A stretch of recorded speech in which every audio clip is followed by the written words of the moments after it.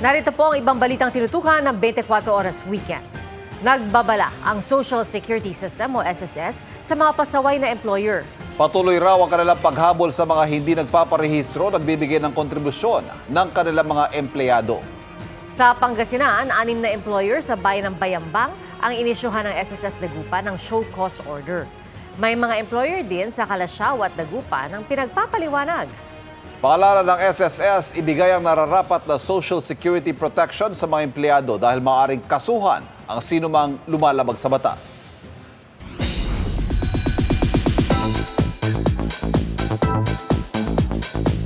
Libo-libo ang nakiisa sa tao ng Angels Walk for Autism para ipanawagan ang karapatan ng mga may autism. Isa sa mga nakiisa si beauty queen Michelle Marquez T. Narito ang aking chika. Isang lakad para sa pag-unawa, isang komunidad para sa pagmamahal. Ginising ng pag-asa at pagkakaisa ang umaga sa isang mall sa Pasay City para sa taunang Angels Walk for Autism. Libo-libong individual mula sa iba't ibang panig ng bansa ang nagtipon-tipon.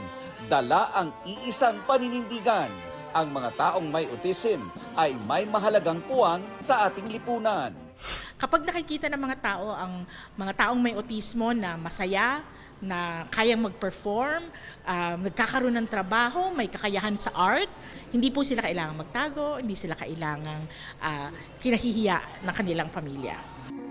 Bago magsimula ang walk, ipinamalas muna ng ilang Pinoy na may autism ang kanilang talento sa entablado.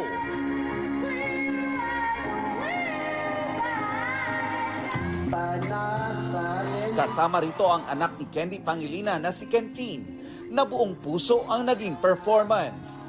Mula entablado hanggang sa mismong audience, ipinagkalat ang saya at sigla. Backup singers pa ang kanyang mami at mga tita na sina Janice and Jelly de Belen at Carmina Villaruel. Nakilahok din sa pagdiriwang si Kapuso Beauty Queen Michelle Marquez D, na mas lalong pinalakas ang mensahe ng inclusivity sa pamamagitan ng kanyang performance kasama ang ilang dancers with autism. Kasama ni Michelle sa event ang kanyang ina na si Melanie Marquez at ang kanyang mga kapatid na sina Adam at Mazen na parehong may autism. This was my life even before pageantry, and I used Miss Universe to amplify that, to put my advocacy on a global stage, and of course the country on a global stage as well.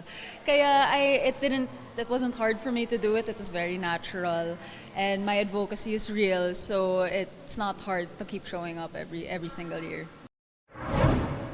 Nagdadalamhati si David Licauco sa pagpanaw ng kanyang lolo na si Jaime Licauco, isang manunulat sa edad na 84.